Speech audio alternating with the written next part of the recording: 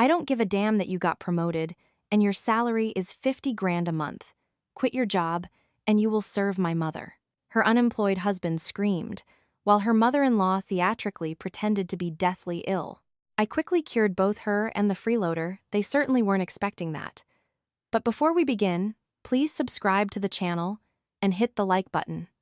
Thank you, and enjoy the story. Alexandra stood by the window of her 18th floor office, gazing out at the Chicago skyline, a city that might soon become her territory. In her hands, she clutched an envelope sealed with the CEO's insignia, a document capable of changing her entire life.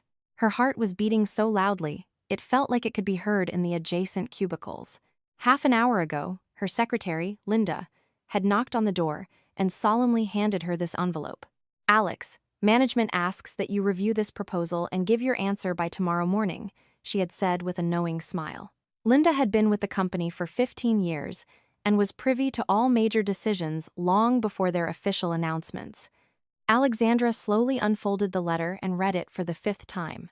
The offer was staggering. To head the company's new regional branch in Denver with a base salary of $50,000 a month, plus a percentage of the profits. This wasn't just a promotion, it was the massive career leap she had been dreaming of for the last 3 years. Dear Alexandra, she read the now memorized lines. Given your professionalism and outstanding results on the Oak Ridge Residential Complex project, the company's leadership has decided to offer you the position of Director of the Project Management Division at our new branch. The compensation is $50,000 per month, plus quarterly performance bonuses. Alexandra folded the letter and tucked it into her designer handbag. She needed to head home and discuss this with her husband. Ian would be thrilled for her. They had dreamed of financial stability for so long, especially after he lost his corporate job 6 months ago. Now they wouldn't have to budget every grocery trip. They could move into a luxury condo, maybe even plan that European vacation.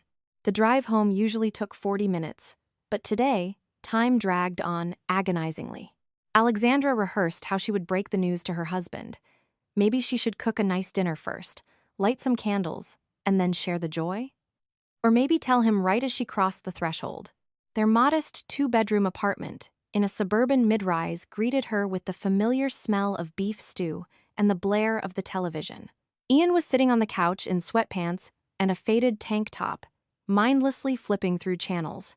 On the coffee table sat a half-empty mug of coffee and a laptop open to a job board site, with only a couple of tabs actually clicked. "Hey, honey," Alexandra said, kicking off her heels.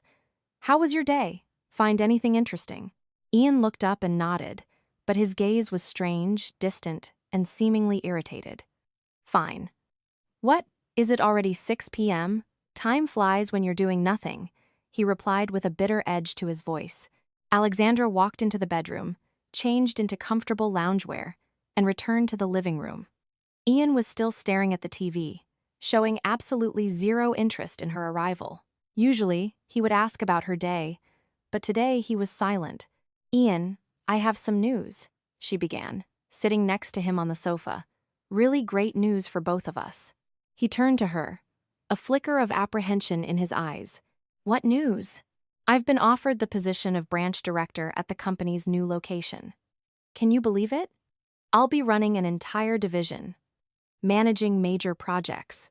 Alexandra pulled out the envelope and handed it to him. "Read it yourself."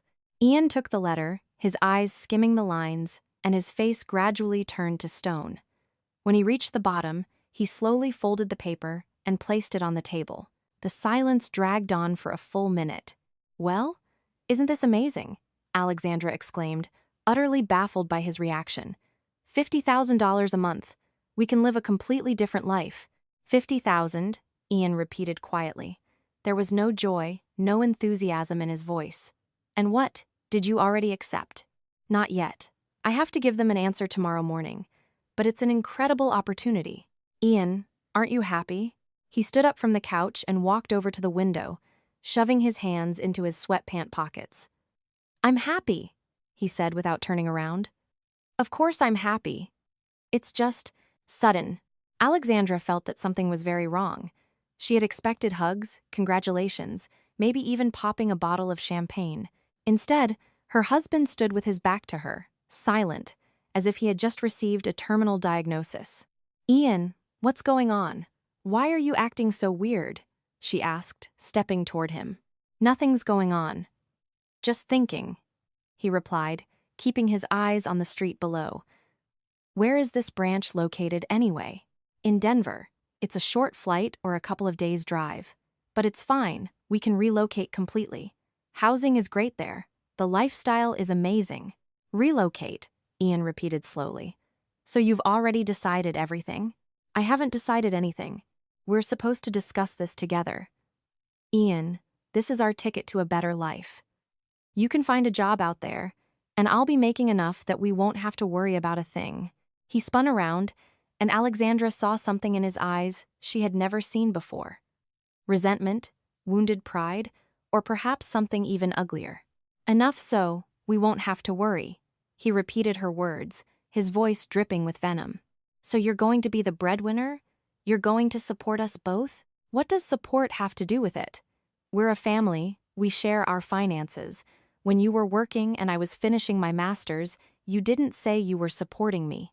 "That was different," Ian snapped, turning back to the window. Alexandra stood in the middle of the room, completely lost.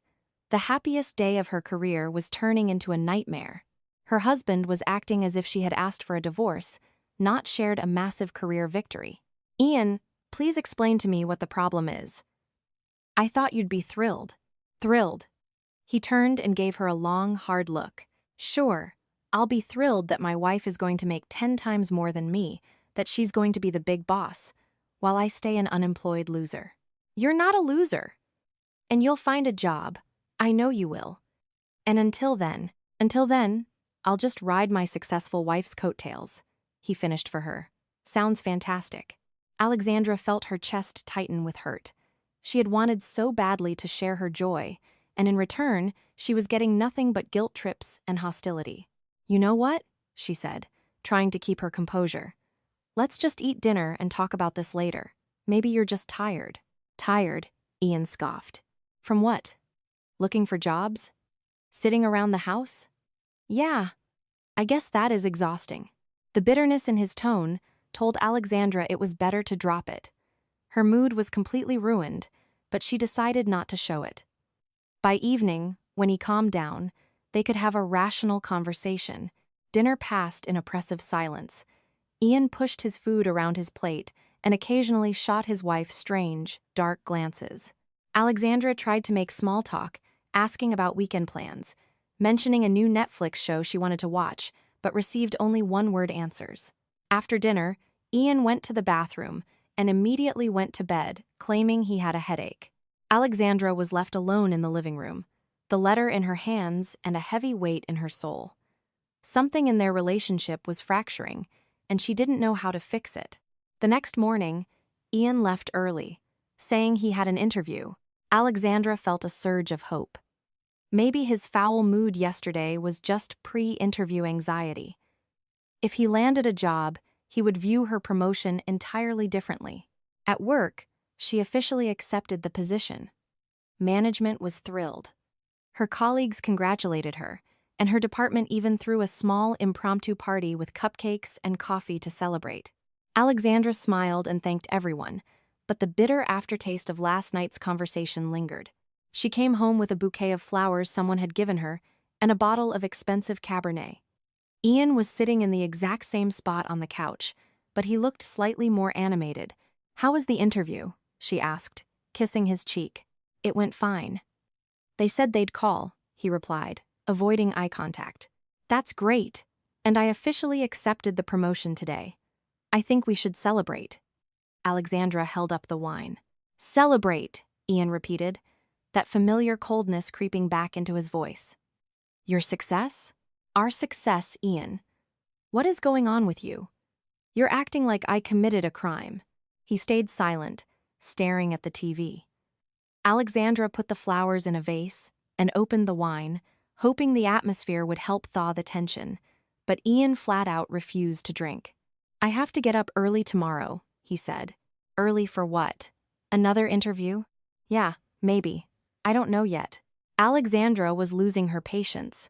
Her husband was giving one-word answers, avoiding her gaze, and acting like a total stranger. Something was very wrong, and she decided she was going to find out what it was. The next day, when Ian left for his supposed interview, Alexandra decided to do some digging. She knew he usually applied for jobs through online portals on their shared home iMac. She opened the browser history. What she saw made her heart skip a beat. The most recent search queries had nothing to do with jobs. Ian had been searching husband's rights in a divorce, alimony, how to prove wife makes more money in a split, division of assets, and bookmarked was a Facebook page belonging to a woman named Victoria Reynolds. Alexandra clicked on the profile. She saw a very attractive blonde in her early 30s, listed as an HR manager at Alpha Builders.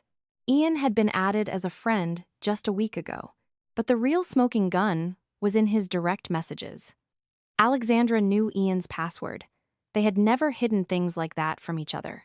The chat history with Victoria started 3 weeks ago, and reading it felt like taking a punch to the gut. "Ian, how have you been? Remember when we sat next to each other in senior year math?" Victoria had written. "Of course I remember. You were the prettiest girl in our class," Ian replied. From there, the messages escalated. Victoria complained about being lonely. Ian complained about his marriage. They had arranged coffee dates, exchanged photos, and were already making plans. "A sales manager position is opening up at my company soon," Victoria wrote 2 days ago. "The pay isn't huge, but it's a start. There's just one condition. You need to be free of family obligations. Our CEO thinks married guys are less flexible."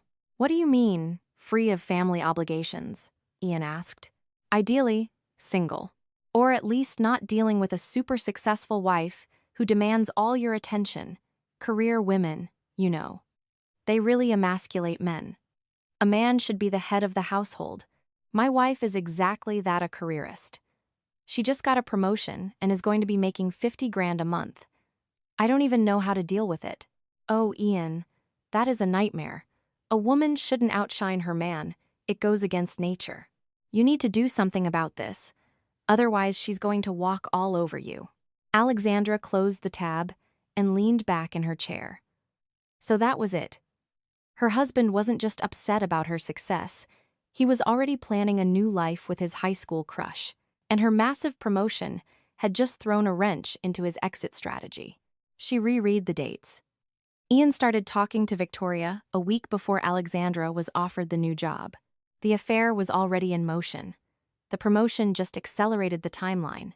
That evening, Ian came home in a surprisingly good mood. "Hey, honey, how was work?" he greeted her cheerfully. "Fine," Alexandra replied dryly. "How was your interview?" "Great. I think I'll have an offer very soon." He walked over and tried to hug her, but she pulled away. "Ian, we need to have a serious talk." "About what?" His face instantly tensed. "About us. About our relationship. About what's been happening lately." Ian sat on the couch and crossed his arms. "I'm listening." "I know about Victoria Reynolds." The silence in the room became so thick you could cut it with a knife. Ian turned pale, then flushed red, then went pale again. "What do you know?" he asked quietly. "Everything. The messages, the meetups, the job plan, and the fact that my promotion is ruining your little scheme." Ian dropped his head and stayed quiet for a long time. When he finally looked up, there was no shame or remorse in his eyes, only a strange, cold resolve. "Fine. Since you know everything, let's be honest," he said. "Yes, I'm seeing Vicky. She actually respects me as a man. She doesn't just look at me as a source of income." "A source of income?"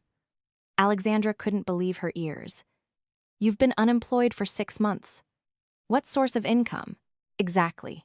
And you constantly remind me of it, with your eyes, with your attitude, and now this promotion. You're going to make 50 grand a month, and what am I supposed to be? A house husband?" Alexandra stared at him, unable to recognize the man she had married. Where was the guy who said they were a team, that they would support each other through thick and thin? "Ian, do you hear yourself? I have never, ever thrown your unemployment in your face. I supported you in every way I could. You supported me, but you were secretly thrilled that you got to be the boss of the family. That's a lie. I just wanted us to have a better life. Ian stood up and paced to the window. You know what, Alex? Maybe we should take a break. Live separately for a while to figure out our relationship. You want a divorce? I want to figure out what's going on with me. With this new job of yours, with your money, I feel useless. Alexandra realized the conversation was at a dead end. Ian had already made his decision, and her feelings didn't matter. Victoria had offered him not just a job, but the role of an alpha male that he felt he couldn't play next to a highly successful wife. Fine, she said calmly. If that's your decision, pack your bags. Just tell me, when were you actually planning to drop this on me? After you moved in with Victoria? Ian turned around, looking slightly guilty. Alex, you don't understand. I understand everything. And you know what? Maybe this is for the best. I finally see your true colors. At that exact moment, Ian's cell phone rang. He glanced at the screen and frowned. It's my mom. Answer it, Alexandra said. She was morbidly curious to see how her mother-in-law would react to the news. Hello? Mom, what's wrong? Ian put the phone to his ear. Within seconds, his face morphed into sheer panic. What? How did they scam you? Mom, don't cry, I'm coming right now. He hung up and turned to Alexandra, frantic. My mom got scammed. She sold her condo to some guy, and he turned out to be a con artist. The money is gone. She has no house and no money. Alexandra felt a sickening drop in her stomach. This was the absolute last thing she needed right now. How did that happen? I don't know the details. She's hysterical. She can't explain anything. I have to go to her. Of course. Go. And I'll stay here and figure out our relationship. Ian scrambled for his keys and bolted. Alexandra was left alone in the apartment, trying to process the absolute chaos. In a single day, her life had been turned upside down. Her career triumph had coincided with the collapse of her marriage, and her husband had turned out to be a complete stranger. She poured herself a glass of wine and sat by the window, watching the city lights. Somewhere out there was Victoria Reynolds, planning to destroy her marriage for her own ego. Somewhere out there was Ian, taking the coward's way out instead of fighting for his family. And somewhere out there was Teresa, who had somehow lost her entire livelihood at the absolute worst possible moment. The phone rang around 11 p.m. It was Ian. Alex, it's really bad. She signed the deed over, and the buyer's wire transfer bounced. He vanished. She literally has nothing. I don't know what she's going to do. She's just crying, saying she has nowhere to go. Alex. She's my mother. Alexandra knew exactly where this was going. Ian, we have our own massive problems right now. You literally just asked for a separation. But she'll be on the street. What am I supposed to do? What about your precious Victoria? Can't she help? Ian went silent. Clearly, moving an elderly, destitute mother-in-law into Victoria's place wasn't part of his new girlfriend's fantasy. Alex, please. It's just temporary, until we figure out what to do next. Alexandra closed her eyes. She knew Teresa wouldn't be staying for a week, or a month.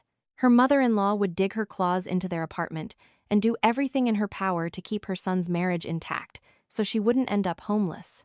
That meant a war against Victoria and against Ian's plans. Fine, she finally said.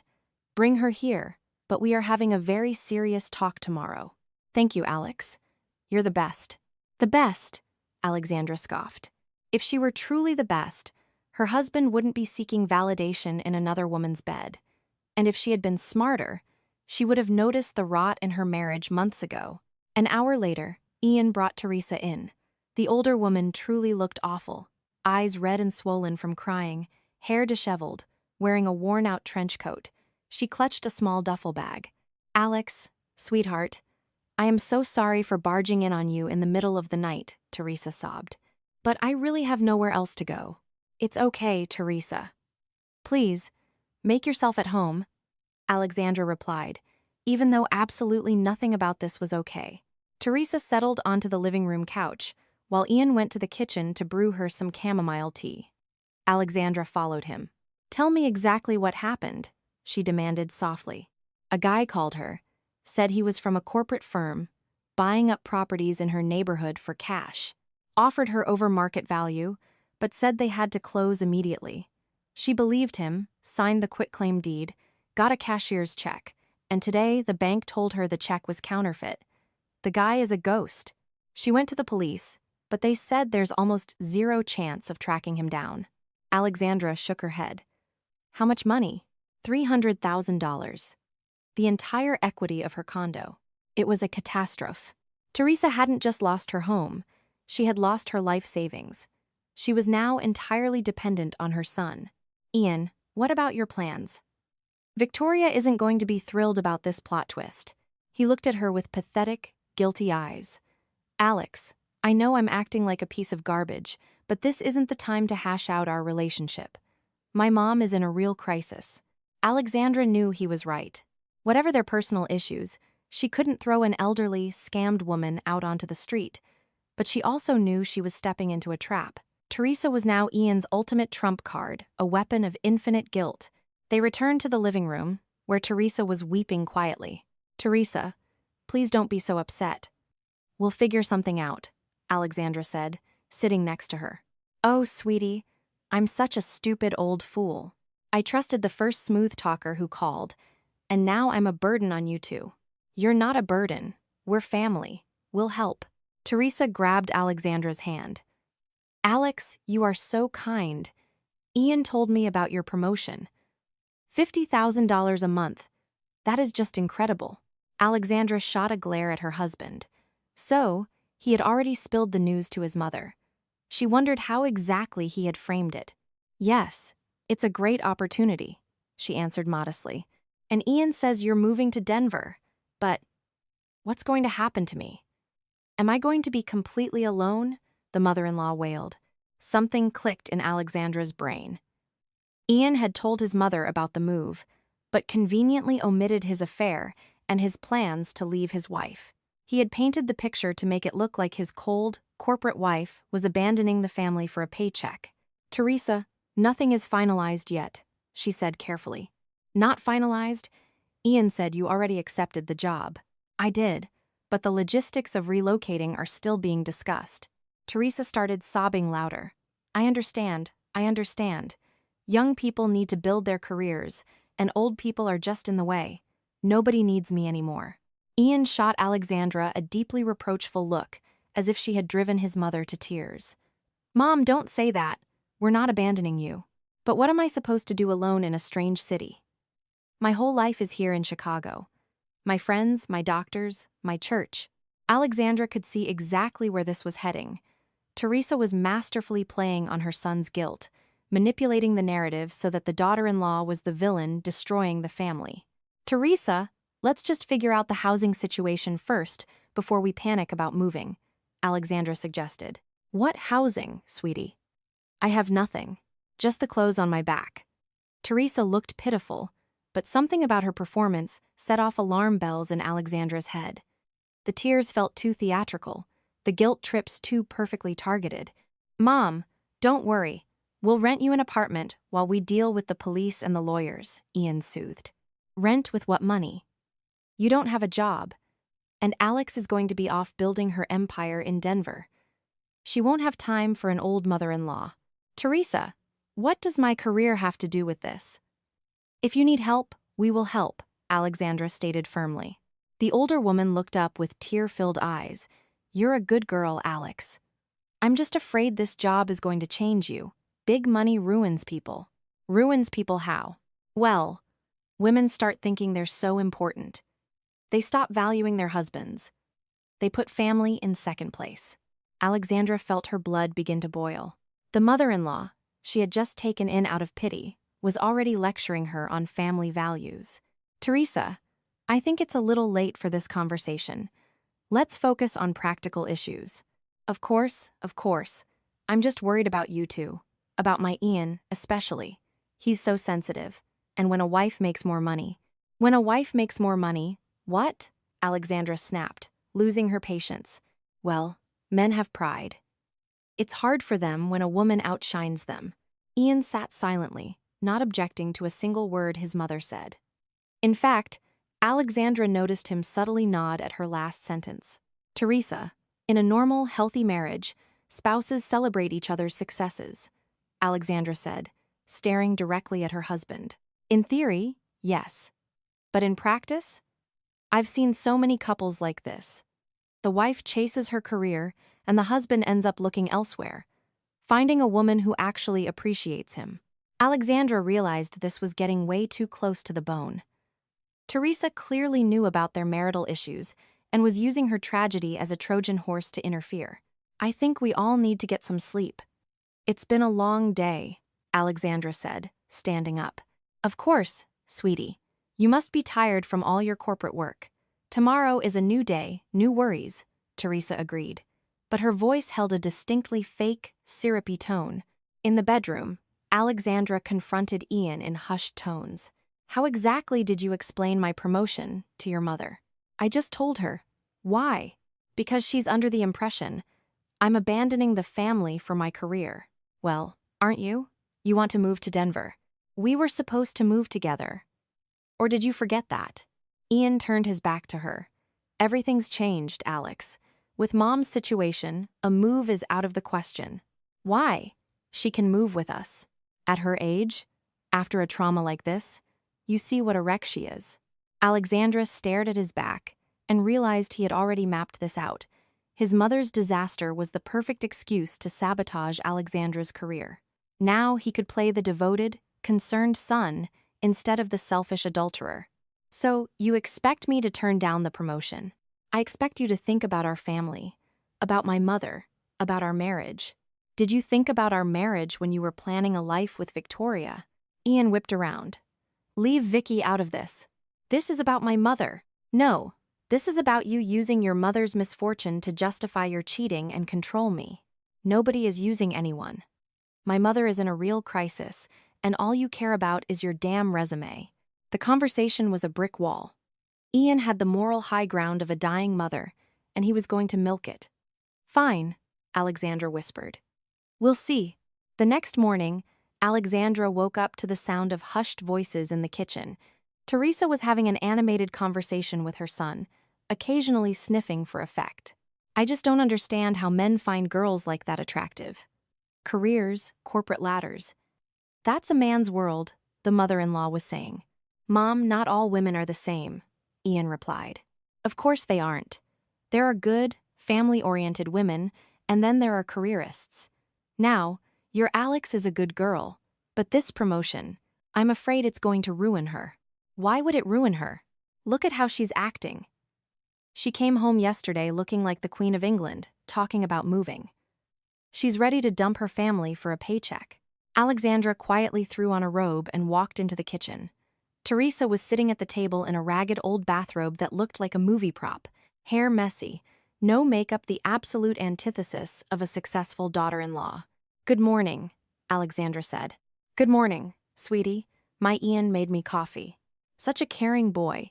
Alexandra poured herself tea and sat down. The tension was palpable, like the static before a thunderstorm.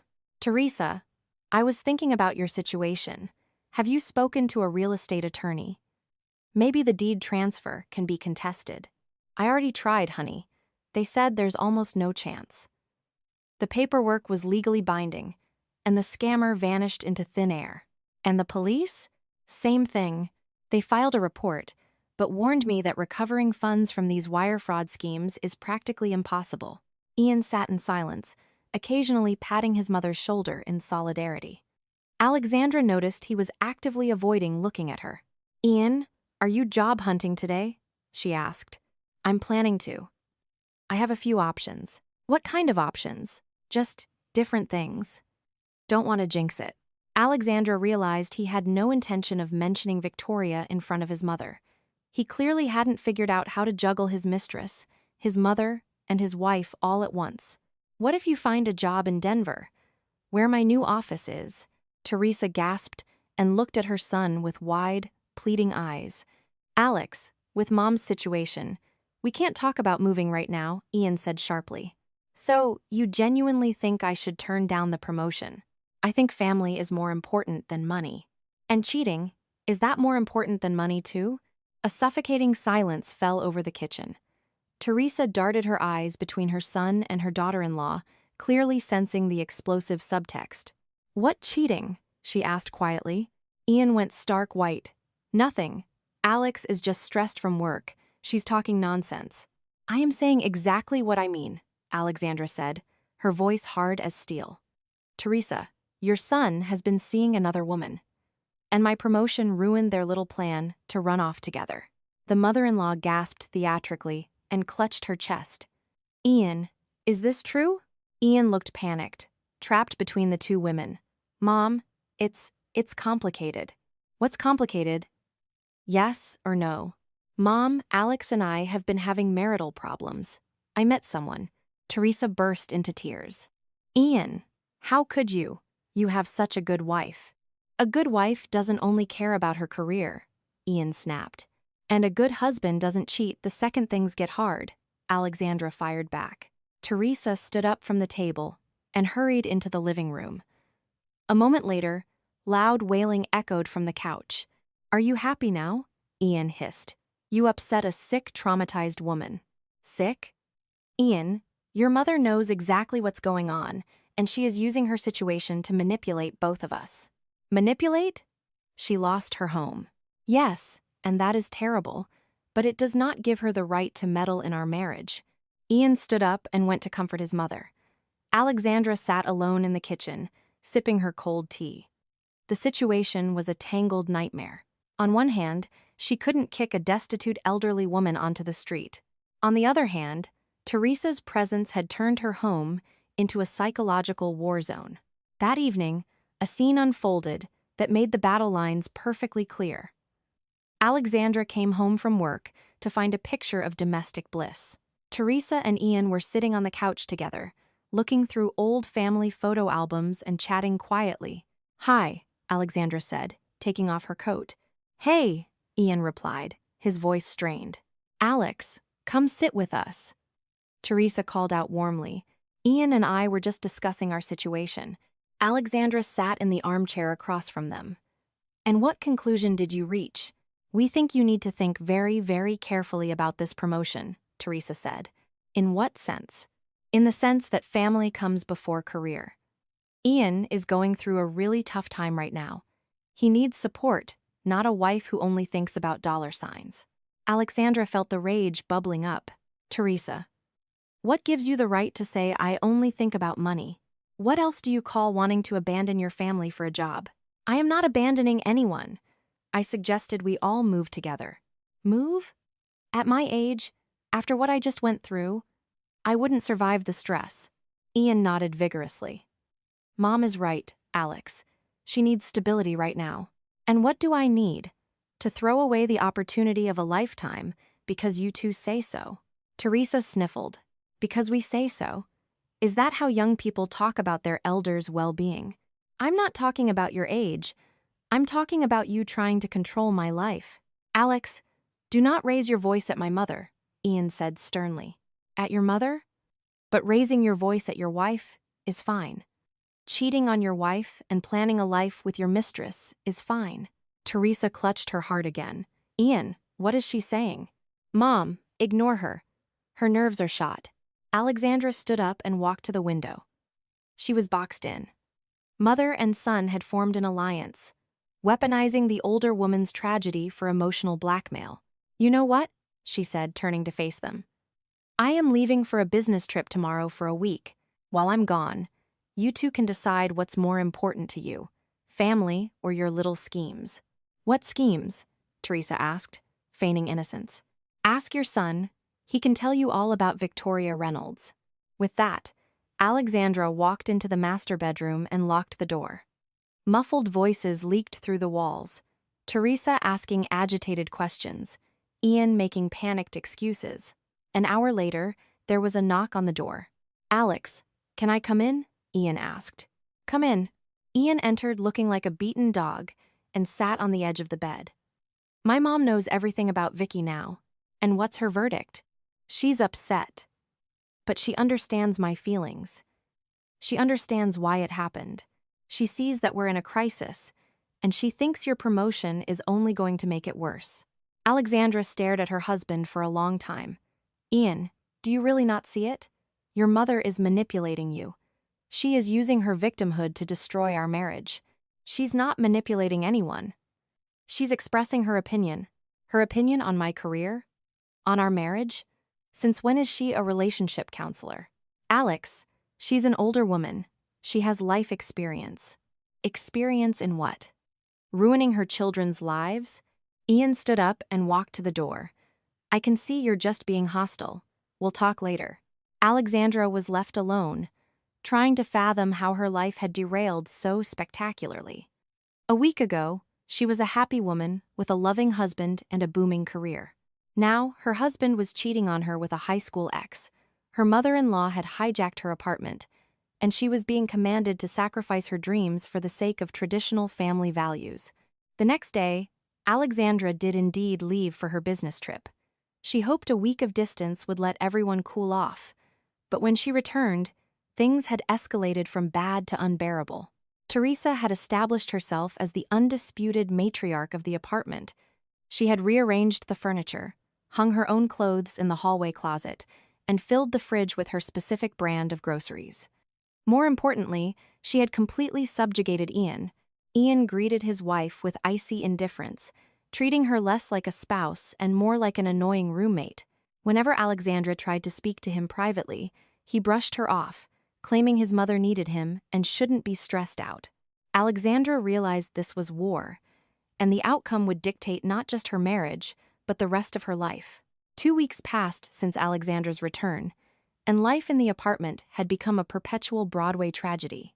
Teresa played the role of the destitute, fragile old woman with such Oscar-worthy skill that even the neighbors in the hallway gave Alexandra sympathetic, judgmental looks. Poor woman, Mrs. Higgins from 4B whispered loud enough for Alex to hear. Losing her home at that age. Good thing the daughter-in-law had the decency to take her in. Alexandra smiled and nodded, while internally screaming. Teresa had expertly cultivated the image of a helpless refugee, dropping subtle hints to anyone who would listen that her daughter-in-law was cold and unaccommodating. On a Monday morning, Alexandra was preparing for a massive meeting with potential investors for the Denver branch. The project, valued at $50 million, would cement her career trajectory for the next decade.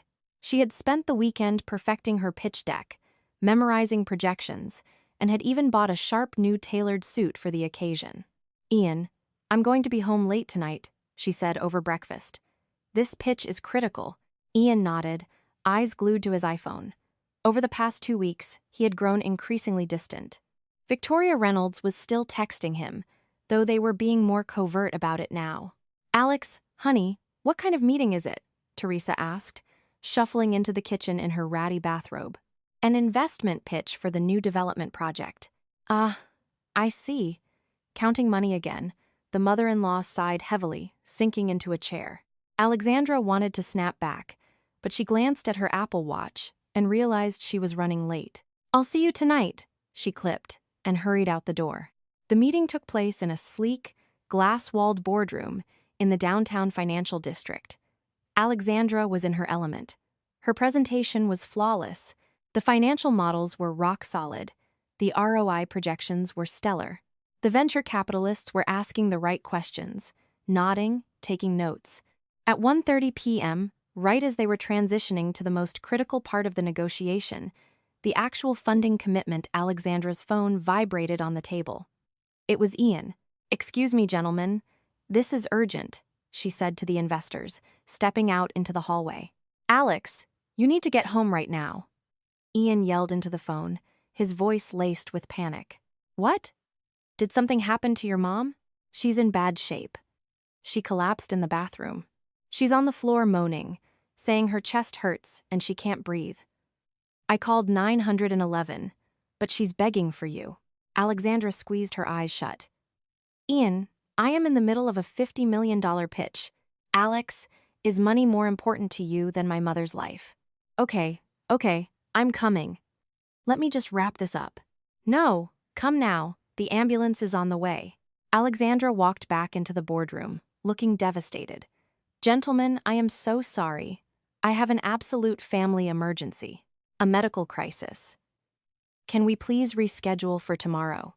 The lead investor, a stern man in a custom suit, checked his Rolex. We have a very tight schedule, Miss Miller. Today is our final day to make a decision on this allocation. I understand, but please, if we could just... Her phone buzzed again. Ian. Alex, where are you? Mom just passed out. The paramedics said it might be a microinfarction. Alexandra's heart sank. No matter how much she despised Teresa, she couldn't gamble with someone's life over a business deal. I'm truly sorry. I have to leave right this second, she said, hastily packing her laptop. Please, can I call you first thing tomorrow? Tomorrow, we fly to Tokyo, the investor said coldly. Our next availability to review new proposals isn't for 3 months.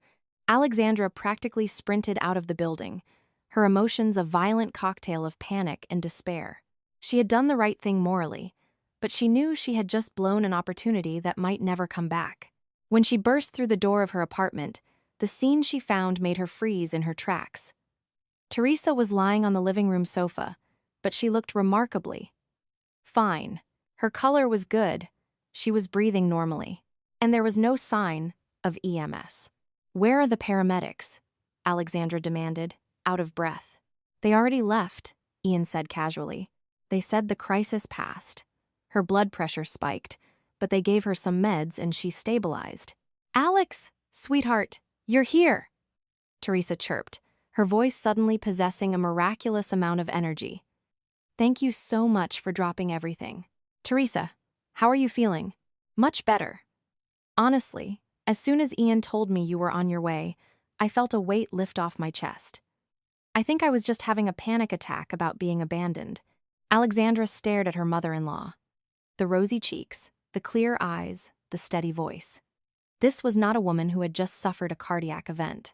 What exactly did the paramedics diagnose? She asked, her eyes narrowing. Oh, nothing specific, Ian waved his hand. Age-related stress, hypertension.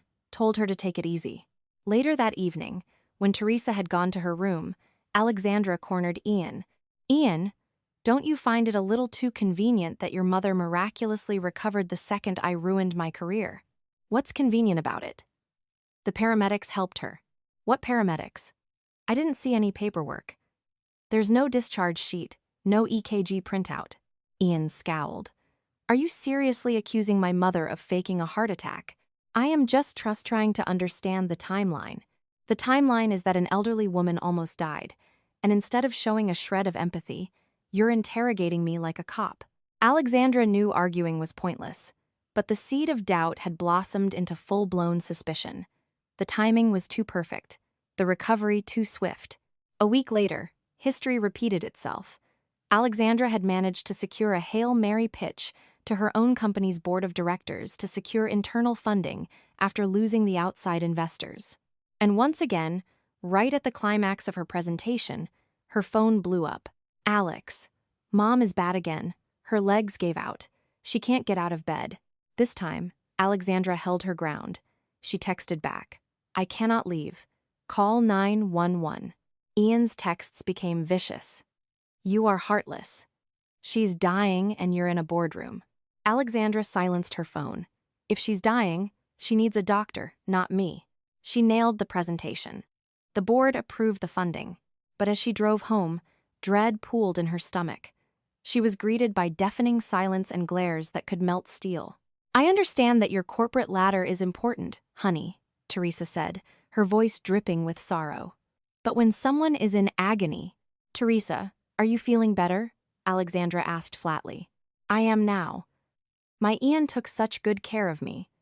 He's such a devoted son. Alexandra noticed that, once again, the dying woman looked incredibly healthy.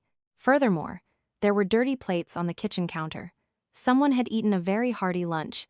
What did the doctor say? Oh, we didn't call the doctor, Teresa said breezily. Ian wanted to, but I told him not to waste the money. I just lay down, took some anxiety meds, and the spell passed. On Friday, Alexandra decided to conduct her own investigation. She had a rare day off, and Ian was out networking. Teresa announced she had a routine follow-up at the medical center. Alex, could you be a dear and drop me off at the clinic? She asked. Sure. During the drive, Teresa kept up a steady stream of complaints about her palpitations, her joints, her nerves. Alexandra dropped her off at the main entrance and drove around the block. Then she parked across the street and waited. Exactly 1 hour later, Teresa exited the clinic. But she didn't walk toward the bus stop or call an Uber. Instead, she walked briskly over to a sleek, black Range Rover idling by the curb. The driver was a silver-haired man in his late 50s, wearing a very expensive tailored suit. Teresa hopped into the passenger seat, leaned over, and kissed him on the cheek. The Range Rover pulled out. Alexandra followed at a safe distance. They drove into one of the most exclusive, high-end neighborhoods in downtown Chicago. The SUV pulled up to a luxury high-rise where condos went for a minimum of $10 million. Teresa got out, linked arms with the man, and they walked into the opulent lobby. Alexandra parked and waited. 3 hours later, Teresa emerged, got back into the Range Rover, and the man drove her back to the clinic. She got out, waved goodbye, and walked over to the bus stop as if nothing had happened. That night at dinner, Teresa spun a detailed web of lies. The doctor said my heart isn't too bad for my age, but I really need to avoid stress. What else did you do today? Alexandra asked innocently. Oh, just took a little stroll. The weather was so nice. Where did you stroll? Just the park near the clinic. Alexandra nodded and smiled, while internally she was screaming. The woman lied without blinking an eye. But why? And who was the guy in the Range Rover? Over the weekend, Alexandra called a college friend who worked in high-end real estate. She described the man, the car, and the specific high-rise building. On Monday, her friend called back. Alex, based on your description, that's Michael Lawrence. He's a massive real estate developer. He owns the penthouse in that building. Why? Are you doing business with him? No, just curious. Alexandra lied. She Googled Michael Lawrence. He was a billionaire real estate mogul, divorced, very successful. The photos matched the man in the Range Rover perfectly. But as she was digging, she decided to run a public record search on Teresa's stolen condo. What she found made her heart stop. The condo hadn't been stolen. It had been legally sold, and the buyer listed on the deed was Lawrence Holdings, LLC. Furthermore, she found a rental listing online. Teresa's exact condo was currently up for rent for $8,000 a month. The property manager listed was Michael Lawrence's firm. Alexandra's mind raced. Teresa hadn't been scammed. She sold her condo to her billionaire boyfriend, but she was still somehow involved. Or maybe it was a tax scheme. She needed hard proof. She hired a private investigator, recommended by her company's legal department. A week later, she was sitting at her kitchen island, staring at a manila folder that contained a report so damning it made her dizzy. Teresa had indeed sold the condo to Michael Lawrence, but not for the $300,000 market value she claimed to have lost. She sold it to him for $700,000 in a private off-market deal, which included a life estate clause, meaning she could legally live there until she died. But the real bombshell was the financial trace. Michael Lawrence was transferring exactly $10,000 a month into Teresa's bank account, an allowance. And Teresa, in turn, was wiring that exact $10,000 every single month directly into an offshore savings account belonging to Ian. Ian knew. He knew the whole time. The mother and son had orchestrated a masterclass grift. They were playing the roles of the destitute mother and the struggling son, while secretly sitting on a massive pile of cash. They had subjected Alexandra to a month of psychological torture just to keep her under their thumb. Alexandra printed every single document. That night, she called a family meeting. Teresa, we need to talk, she said, walking into the living room where her mother-in-law was watching Jeopardy. Of course, sweetie. What about? Alexandra slammed the stack of bank statements onto the coffee table. About your income. Teresa's face twitched, but she immediately recovered her mask of confusion. What income? The $10,000 a month you get from Michael Lawrence, and the $700,000 you got from selling him your condo. Teresa went ghostly white but stubbornly played dumb. Honey, I don't know what these papers are, but… Ian! Alexandra shouted toward the bedroom. Get out here. Now! Ian emerged, looking annoyed, But when he saw the documents on the table, the blood drained from his face. "Sit down," Alexandra ordered. "Explain." "Explain what?" Ian tried to bluff, his voice cracking.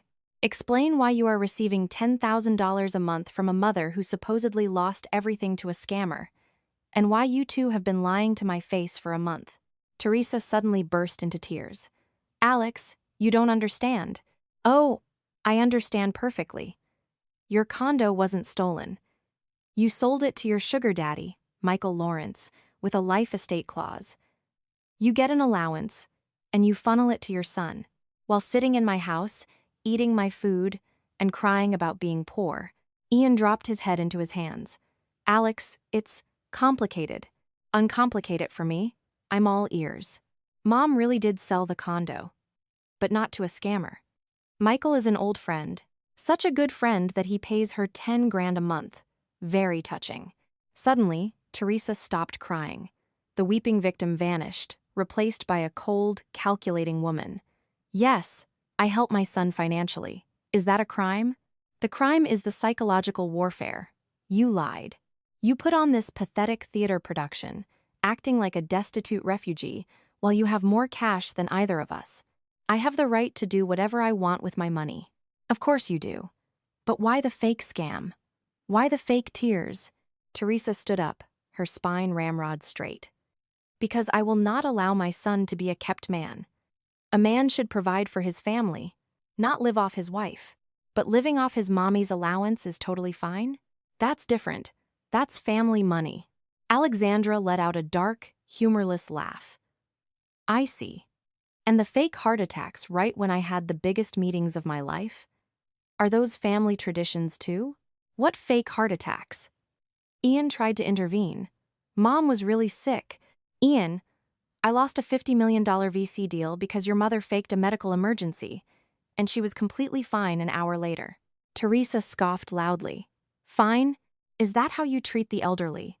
You think my pain was fake? I think you're a manipulative liar, and you're actively trying to sabotage my career." "Don't you dare speak to my mother like that," Ian roared, stepping forward. "And don't you dare defend the woman who is trying to ruin my life. Nobody is trying to ruin your life. You're ruining it yourself. You put your job above your husband." Alexandra paced back and forth, her adrenaline surging. "Ian, I worked my fingers to the bone for 3 years so we could have a good life. The second I succeed, you start cheating on me. Your mother fakes a stroke to ruin my pitches, and somehow, I am the villain. You changed, Alex. You became someone else." "Yeah, I became the primary earner. Apparently, that's a federal offense in this house." Teresa stepped up and wrapped her arm around her son. "Don't listen to her, Ian. She doesn't respect you." "But you respect him, right, Teresa? Enough to infantilize him and buy his loyalty so you can control his marriage." Alexandra turned to both of them. "You know what? I am done with this circus. Either the lies end today and she moves out, or I am filing for divorce tomorrow." "Then file," Ian shouted unexpectedly. "Maybe that's exactly what we need." The words felt like a slap to the face. Alexandra had expected arguments, maybe apologies, but not this blatant, callous dismissal. "Fine," she whispered. "As you wish." The next day at the office, the universe delivered one final, crushing blow. Alexandra ran into a former colleague who used to work with Ian. "Hey, Alex. Tell Ian I say hi. I heard he just started over at Alpha Builders with Vicky Reynolds. Good company, great benefits." Alexandra went numb. Ian had a job. At Victoria's company. For how long? That evening, she confronted him the second she walked through the door. "Are you working?" Ian shifted uncomfortably. "Well, technically. Yeah. Where?" "Just a firm. Account manager." "Are you working for Victoria Reynolds?" A long, agonizing pause. "Yes." "For how long?" 2 weeks. "And why didn't you tell your wife?" "Because I knew you'd overreact. I didn't want to upset you." Alexandra let out a sharp, hysterical laugh. "Overreact? You're hiding a job that your mistress got for you." "Vicky isn't my mistress. We're just." "Just what?" "Planning to buy a house together." Ian didn't answer. His silence was deafening. You know what the funniest part of this is? Alexandra continued. 6 months ago, you were crying to me about how emasculating it was to be unemployed. Now you have a job, and you hide it from me. Why? Because I didn't want you dictating my life anymore. Dictating? When have I ever dictated your life? With your money, your promotions, your corporate plans. You think because you bring in the cash, you get to call the shots. Alexandra stared at the man she had loved for 3 years. Ian, do you even want to be married to me? He looked away. I don't know. Everything is so messed up. And what's stopping you from fixing it? Victoria? Or Mommy? Do not call her that. What should I call her? A fraud who takes 10 grand a month while pretending to be homeless. A hypochondriac who fakes strokes to sabotage my career. From the living room, Teresa's voice rang out. Ian, what are you two yelling about?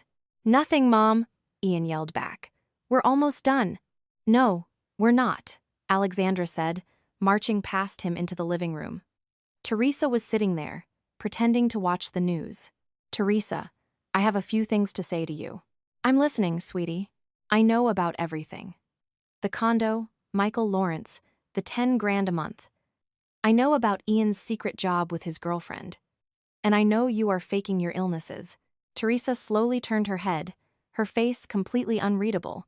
And what exactly do you plan to do about it? I demand that you stop this theater. What theater? Stop playing the victim. Stop interfering in my career. And back off, so Ian and I can sort out our marriage without you hovering over us. Teresa stood up, drawing herself up to her full height.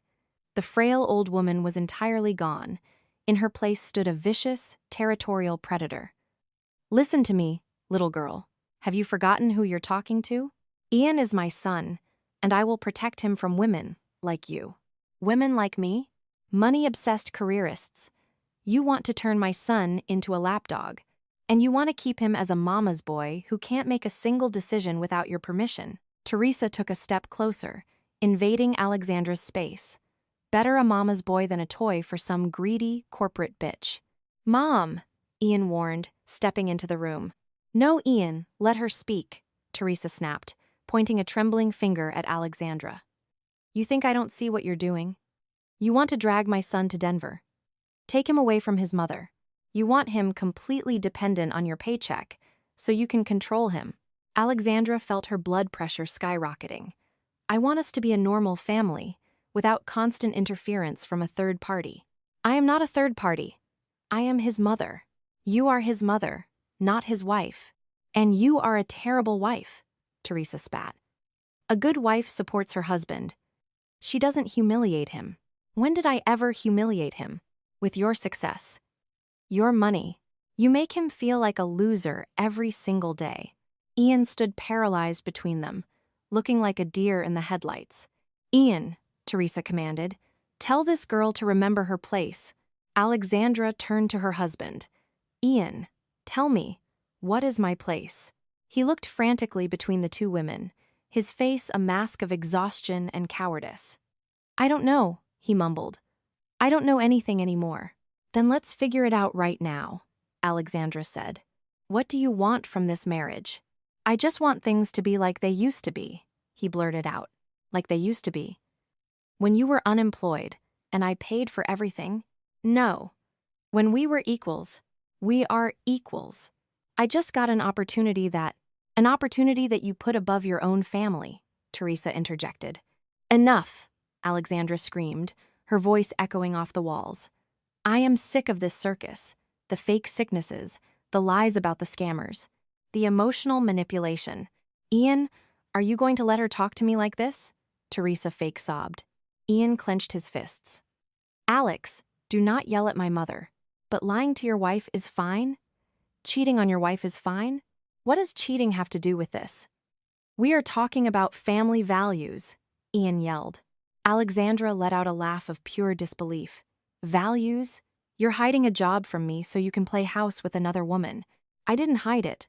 I just didn't feel the need to report to you. Report to me? We are married. We share a life, Teresa scoffed. A marriage is when a wife respects her husband, not when she bosses him around. I have never bossed him around. Alexandra realized she was losing her mind, trying to reason with insanity. You know what? I am done. Tomorrow I am signing the biggest contract of my life, an $80 million deal. If you two want to keep playing these sick games, do it without me. She turned and walked into the bedroom, slamming the door. Through the wood, she heard Teresa's parting shot. You see, Ian, work is always number one. Her family means nothing. The next morning, Alexandra woke up before dawn. Ian was asleep, facing the wall. She got up, showered, put on her sharpest power suit, grabbed her iPad, and checked her documents. Looking in the mirror, she saw a fiercely successful executive, but inside, she was trembling. Ian, I'm leaving, she said to the lump in the bed. He cracked an eye open. Good luck, he muttered, and rolled over. In the kitchen, Teresa was frying eggs. Morning, honey. Breakfast? No time. I have a major meeting. Always work, the mother-in-law clucked her tongue. When are you going to focus on your real job as a wife? Alexandra ignored her and walked out the door. The signing was taking place at the headquarters of a massive commercial developer in the Loop. Alexandra arrived 30 minutes early, reviewing the $80 million contract that would build a new mega mall and solidify her promotion to executive VP. At 10 a.m., the executives filed in.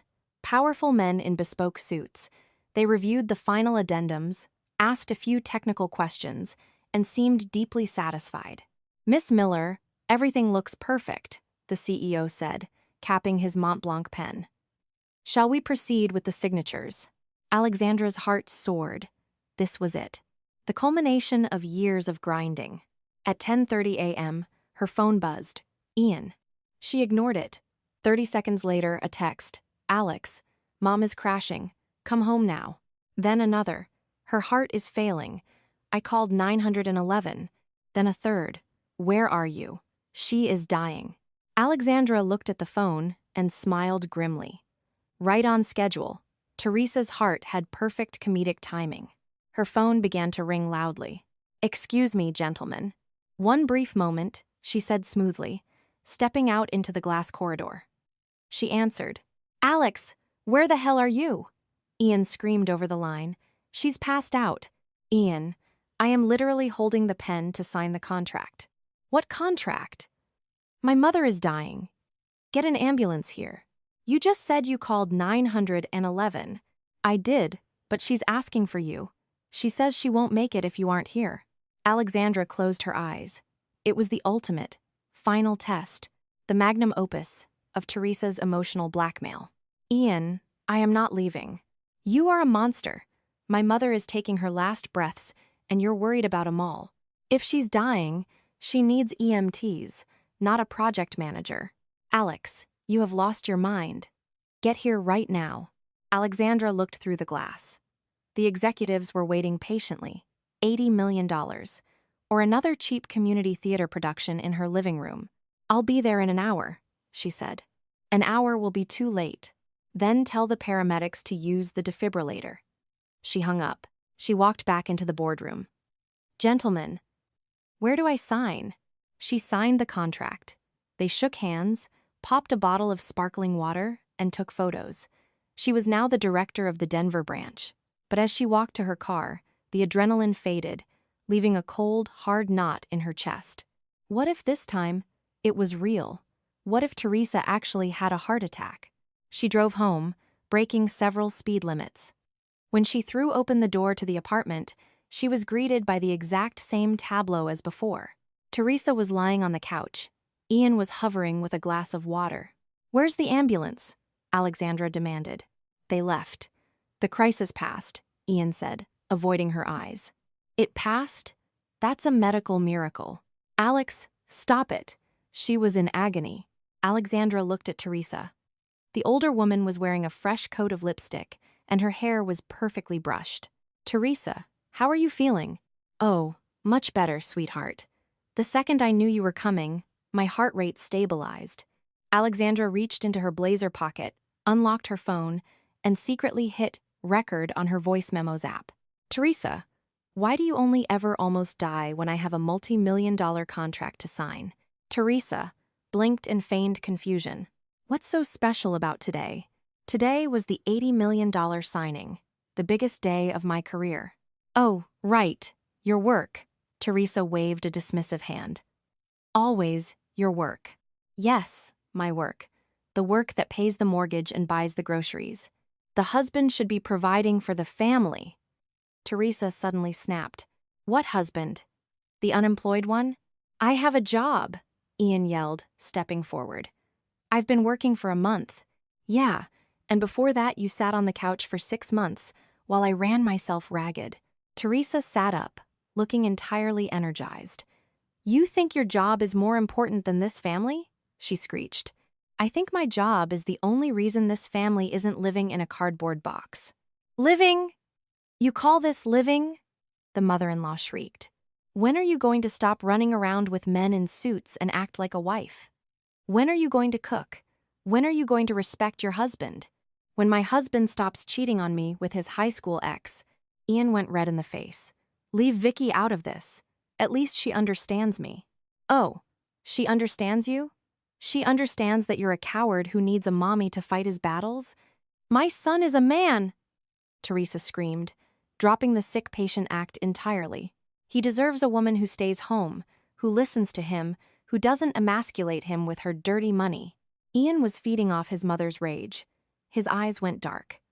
She's right, he yelled at Alexandra. You changed. You're an arrogant, controlling bitch. You think because you make more money, you're better than me. Ian, what are you saying? I'm saying I am sick of it. I am sick of feeling like a loser next to you. He closed the distance between them, pointing a finger in her face. I don't give a damn that you got promoted. I don't give a damn that you're going to make 50 grand a month. Quit your job, and you will stay here and serve my mother. Teresa clutched her chest, nodding vigorously. Yes, exactly. Tell her, Ian. Alexandra stood frozen. The words hung in the air like toxic gas. There it was, the absolute, unvarnished truth. Her husband didn't want a partner, he wanted a subservient maid who would make him feel big by making herself small. Serve your mother? Alexandra repeated quietly. Yes, Ian roared. A normal wife takes care of the house and the family. Only a sick, obsessed careerist cares this much about money. Right, Ian, put her in her place, Teresa cheered. Alexandra reached into her pocket, pulled out her phone, and tapped the screen to stop the recording. Are you absolutely sure about everything you just said? She asked calmly. I am 100% sure. Ian spat. I'm done dealing with your corporate crap. Okay, Alexandra said. Her voice was ice. Then let me show you something. She walked calmly into the bedroom, retrieved a thick manila envelope from her briefcase, walked back out, and dropped it onto the coffee table right in front of Teresa. What is this? Ian asked suspiciously. The deed transfer to Michael Lawrence. The bank statements showing the $10,000 monthly wire transfers. And your offshore account routing numbers showing where the money ends up. Teresa and Ian both looked at the papers. The color drained from their faces so fast they looked like corpses. Where did you get these? Teresa whispered, her voice trembling. I hired a PI. Oh, and there's also a copy of your medical records from the clinic you visited last week. You have the heart of a marathon runner, Teresa. You are perfectly healthy. Teresa gripped the armrest of the couch. Alex, sweetie, you don't understand. I understand everything. You played the victim, collected 10 grand a month from your billionaire boyfriend, funneled it to your son so he could pretend to be independent, faked multiple heart attacks to try and get me fired, and conspired to destroy my marriage so you could keep Ian under your thumb. Alex, none of that is true. Ian panicked, reaching for her arm. Don't touch me. And yes, it is true. Just like it's true that I have the last 20 minutes of this conversation recorded, including the part where you demanded I quit my job to become your mother's servant and admitted you've been secretly employed for a month. Ian swallowed hard. A recording? Yep. And I wonder how HR at Alpha Builders is going to react when they hear you've been hiding assets and conspiring to commit financial fraud with your mother. Teresa slumped back against the cushions. Alex, please, let's make a deal. A deal? After you spent a month gaslighting me, ruining my life, We didn't ruin anything. We were just trying to. Get out. Ian blinked. What? You have 30 minutes to pack your bags and get the hell out of my apartment. Alex, you can't do this. Where are we supposed to go? Ian begged. I don't care. Go to Victoria's. Go to Michael Lawrence's penthouse. Go live under a bridge. But if you are not gone in 30 minutes, I am calling the Chicago Police Department and handing over this file for wire fraud, extortion, and filing false medical emergencies. Teresa scrambled off the couch with a speed that defied her supposed age and started frantically stuffing her clothes into her duffel bag. Ian stood frozen in the hallway, looking utterly destroyed. Alex, please. We can go to counseling. We can fix this. There is nothing to fix, Ian. You made your choice. You chose your mommy and your mistress over your wife. Congratulations on your victory. She grabbed his suitcase from the hall closet and threw it at his feet. Pack, now. 25 minutes later, the front door slammed shut. Alexandra locked the deadbolt, fastened the chain, and leaned against the door. The apartment was finally quiet. The smell of Teresa's cheap perfume still lingered in the air, but the toxic presence was gone. Her phone buzzed. It was her new boss in Denver. Alex, the board just reviewed the signed contract. Incredible work. We want you to fly out next Monday to take over the office. Alexandra typed back, I'll be there. She walked into the kitchen, poured a massive glass of Cabernet, and sat by the window. She had won. She had the promotion, the money, the career, but as she looked out over the Chicago skyline, a hollow ache settled in her chest. The success had come at a terrifying price, the realization that the last 3 years of her life had been a lie. A week later, karma caught up with Ian. Alexandra heard through the grapevine that Victoria Reynolds' husband had found out about the affair. Victoria immediately threw Ian under the bus to save her own marriage, and Ian was fired from Alpha Builders on the spot. Teresa, stripped of her victim narrative, was forced to actually move into Michael Lawrence's penthouse, where, ironically, she was now essentially serving as his glorified housekeeper. A month later, Alexandra's company approached her with an amendment to her contract. The Denver project was being absorbed into a massive East Coast expansion. They wanted her to head the division out of New York City. Base salary, $600,000 a year, plus massive equity. She accepted without a second thought. On the day the movers were loading her boxes into the truck, Ian appeared on the sidewalk. He looked awful, haggard, unshaven, wearing a wrinkled shirt and scuffed shoes. Alex, he pleaded, walking up to her. I get it now. I lost everything. I was so stupid. I let my pride and my mother ruin the best thing that ever happened to me. Please, forgive me. Alexandra looked at her soon-to-be ex-husband. There was no anger left, just pity. There's nothing to forgive, Ian. We just want different things. I can change. I'll go to therapy. I'll do whatever you want. It's too late.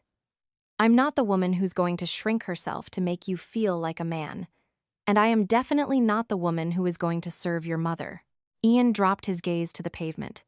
So, this is really it? It was it the moment you told me to know my place. Alexandra turned and climbed into the back of the waiting black SUV that was taking her to O'Hare Airport. As the car pulled away from the curb, she saw Ian's silhouette shrinking in the rearview mirror. She didn't look back again. A new life was waiting in New York. A life without lies, without manipulation, and without people who viewed a woman's success as a threat to their fragile egos. It hurt to know she had wasted 3 years on an illusion, but she had survived.